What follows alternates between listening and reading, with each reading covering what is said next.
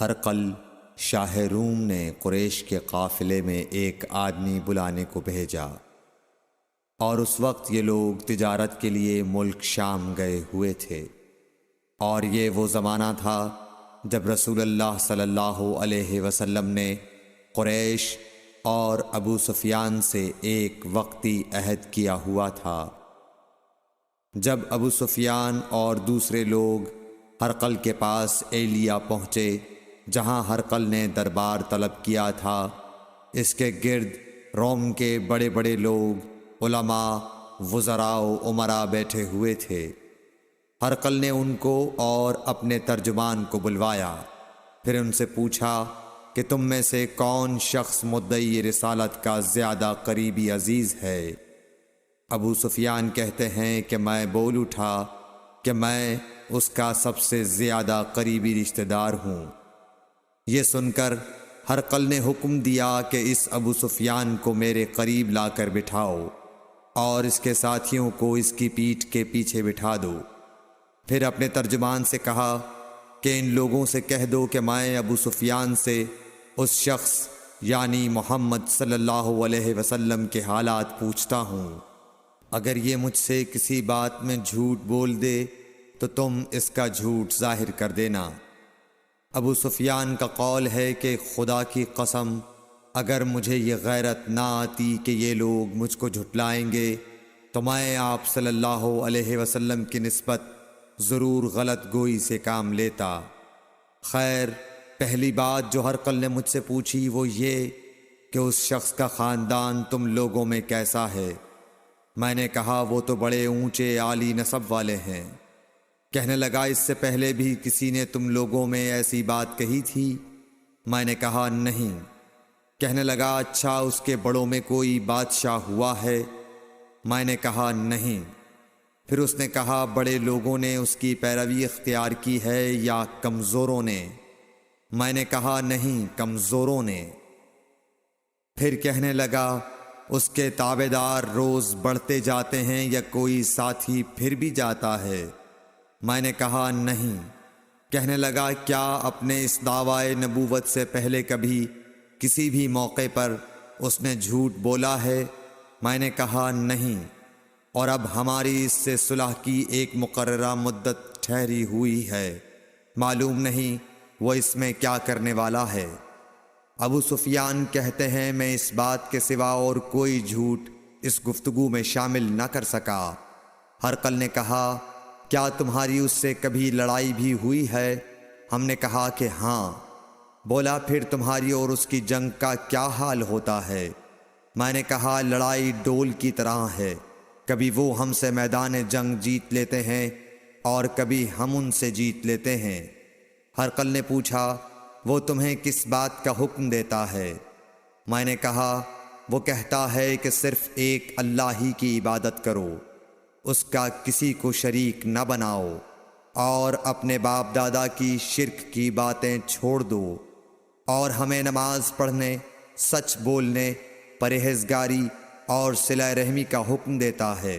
یہ سب سن کر پھر ہرقل نے اپنے ترجمان سے کہا کہ ابو سفیان سے کہہ دے کہ میں نے تم سے اس کا نسب پوچھا تو تم نے کہا کہ وہ ہم سے عالی نسب ہے، اور پیغمبر اپنی قوم میں عالی نسب ہی بھیجے جایا کرتے ہیں۔ میں نے تم سے پوچھا کہ دعوی نبوت کی یہ بات تمہارے اندر اس سے پہلے کسی اور نے بھی کہی تھی تو تم نے جواب دیا کہ نہیں۔ تب میں نے اپنے دل میں کہا کہ اگر یہ بات اس سے پہلے کسی اور نے کہی ہوتی تو میں سمجھتا کہ اس شخص نے بھی اسی بات کی تقلید کی ہے جو پہلے کہی جا چکی ہے۔ میں نے تم سے پوچھا کہ اس کے بڑوں میں کوئی بادشاہ بھی گزرا ہے تو تم نے کہا کہ نہیں۔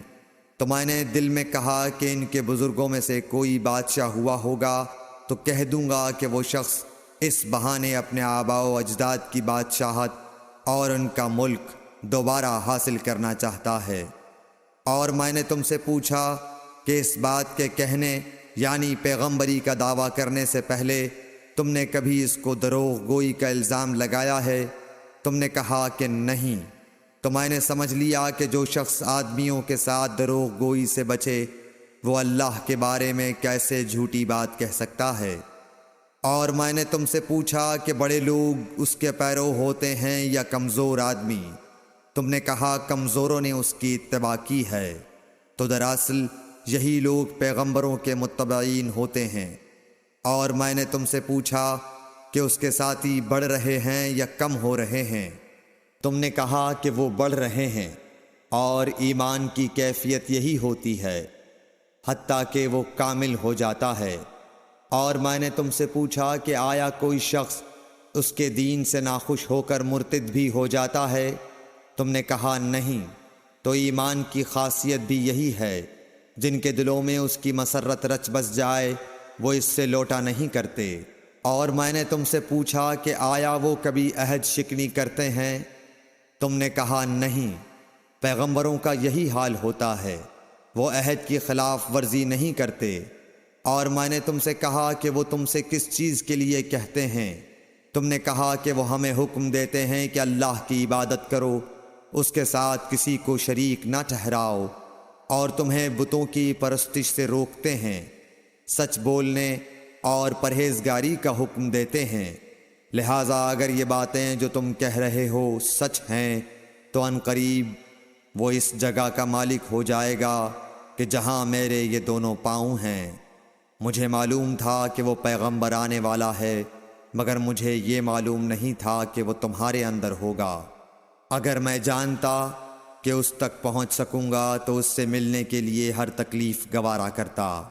اگر میں اس کے پاس ہوتا تو اس کے پاؤں دھوتا۔ ہرقل نے رسول اللہ صلی اللہ علیہ وسلم کا وہ خط منگایا جو آپ نے وحیہ کلبی رضی اللہ تعالیٰ عنہ کے ذریعے حاکم بصرہ کے پاس بھیجا تھا، اور اس نے وہ ہرقل کے پاس بھیج دیا تھا۔ پھر اس کو پڑھا تو اس میں لکھا تھا، اللہ کے نام کے ساتھ جو نہایت مہربان اور رحم والا ہے۔ اللہ کے بندے اور اس کے پیغمبر محمد صلی اللہ علیہ وسلم کی طرف سے یہ خط ہے شاہ روم کے لیے۔ اس شخص پر سلام ہو جو ہدایت کی پیروی کرے۔ اس کے بعد میں آپ کے سامنے دعوت اسلام پیش کرتا ہوں۔ اگر آپ اسلام لے آئیں گے تو دین و دنیا میں سلامتی نصیب ہوگی، اللہ آپ کو دوہرا ثواب دے گا۔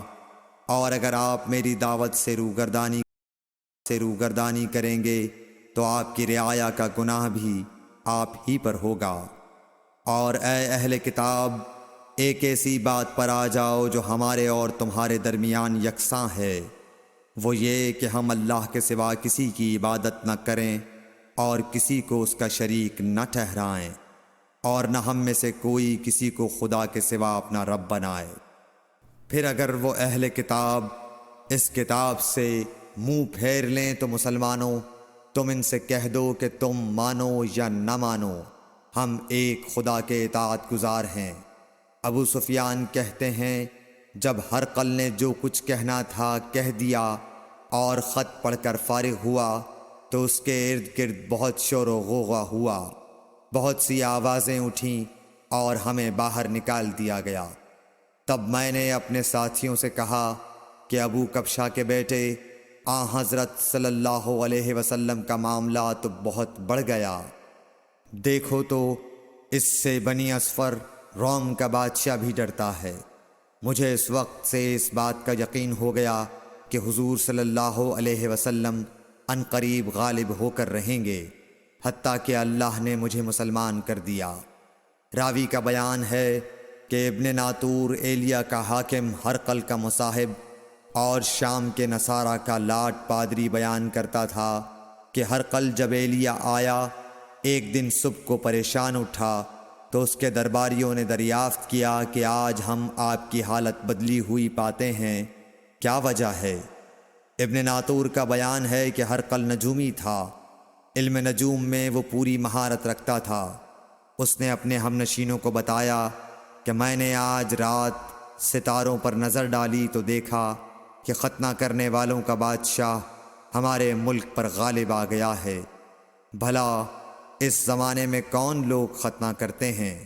انہوں نے کہا کہ یہود کے سوا کوئی ختنہ نہیں کرتا، سو ان کی وجہ سے پریشان نہ ہوں۔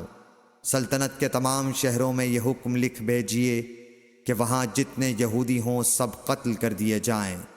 وہ لوگ انہی باتوں میں مشغول تھے کہ ہرقل کے پاس ایک آدمی لایا گیا جسے شاہ غسان نے بھیجا تھا۔ اس نے رسول اللہ صلی اللہ علیہ وسلم کے حالات بیان کیے۔ جب ہرقل نے سارے حالات سن لیے تو کہا کہ جا کر دیکھو وہ ختنہ کیے ہوئے ہے یا نہیں۔ انہوں نے اسے دیکھا تو بتلایا کہ وہ ختنہ کیا ہوا ہے۔ ہرقل نے جب اس شخص سے عرب کے بارے میں پوچھا تو اس نے بتلایا کہ وہ ختنہ کرتے ہیں۔ تب ہرقل نے کہا کہ یہی محمد صلی اللہ علیہ وسلم اس امت کے بادشاہ ہیں جو پیدا ہو چکے ہیں۔ پھر اس نے اپنے ایک دوست کو رومیہ خط لکھا اور وہ بھی علم نجوم میں ہرقل کی طرح ماہر تھا۔ پھر وہاں سے ہرقل حمص چلا گیا۔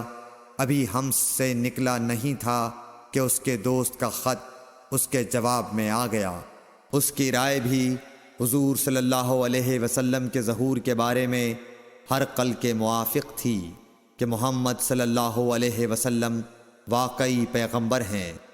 اس کے بعد ہرقل نے روم کے بڑے آدمیوں کو اپنے حمص کے محل میں طلب کیا اور اس کے حکم سے محل کے دروازے بند کر لیے گئے۔ پھر وہ اپنے خاص محل سے باہر آیا اور کہا، اے روم والو، کیا ہدایت اور کامیابی میں کچھ حصہ تمہارے لیے بھی ہے؟ اگر تم اپنی سلطنت کی بقا چاہتے ہو تو پھر اس نبی صلی اللہ علیہ وسلم کی بیعت کر لو اور مسلمان ہو جاؤ۔ یہ سننا تھا کہ پھر لوگ وحشی گدھوں کی طرح دروازوں کی طرف دوڑے مگر انہیں بند پایا۔ آخر جب ہرقل نے اس بات سے ان کی یہ نفرت دیکھی اور ان کے ایمان لانے سے مایوس ہو گیا تو کہنے لگا کہ ان لوگوں کو میرے پاس لاؤ۔ جب وہ دوبارہ آئے تو اس نے کہا، میں نے جو بات کہی تھی اس سے تمہاری دینی پختگی کی آزمائش مقصود تھی، سو وہ میں نے دیکھ لی۔ تب یہ بات سن کر وہ سب کے سب اس کے سامنے سجدے میں گر پڑے اور اس سے خوش ہو گئے۔ بالآخر ہرقل کی آخری حالت یہی رہی۔ صحیح بخاری حدیث نمبر 7۔